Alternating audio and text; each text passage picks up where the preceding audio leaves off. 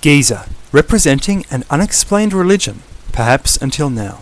Egyptologists say the Giza pyramids are for Egyptian kings to become reborn as the resurrection god Osiris, a deity far too young to have been represented at Giza.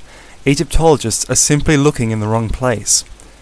They are looking at gods which come after the Giza pyramids, rather than looking at pyramids as the final piece in a far older religion which does not originally come from Egypt, but arose across Eurasia and the Americas in an unknown time.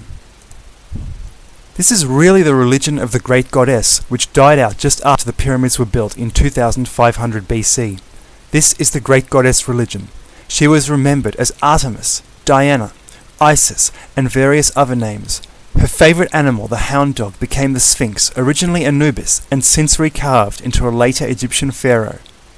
My book explains a discovery of how the triple aspect of this goddess, an early trinity, is enshrined in the triple structure of Giza, built by 3 pharaohs because it took so long, but not as their tombs.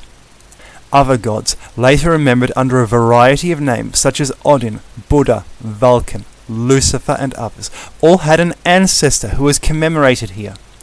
Giza was the last gasp of a dying civilization, later remembered and demeaned in the Bible as the religion of Babel. This religion spread to the Americas in a very early time, and even across the Pacific. Until now, no one has ever offered a definition for what a pyramid actually is. No one knows if it refers to geometry or worship. Even conical structures were pyramids. Worship is what defined a pyramid. They were artificial mountains, built out of soils requiring the blessing of the gods out of whatever people could get their hands on. The purpose of Giza, a home for the gods to reside so they could create the world around them, fertility, and a geodetic center of the world incorporating the mathematics of the earth to convince these old gods to reside here in their artificial mountain homes is what pyramids were all about.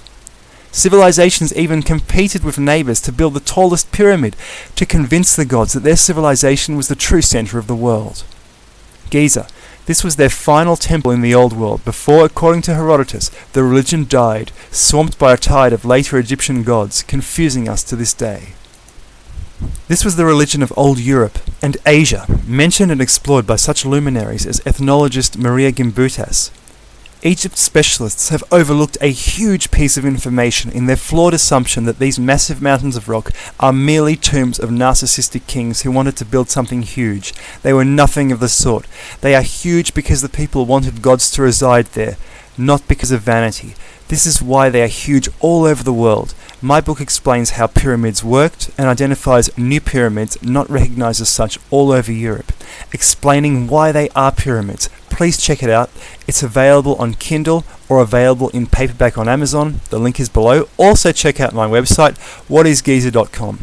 This redefines our landscape, explains Giza, and also our common world forgotten history and religion from before the dawn of writing all the way back to the Ice Age. Thank you.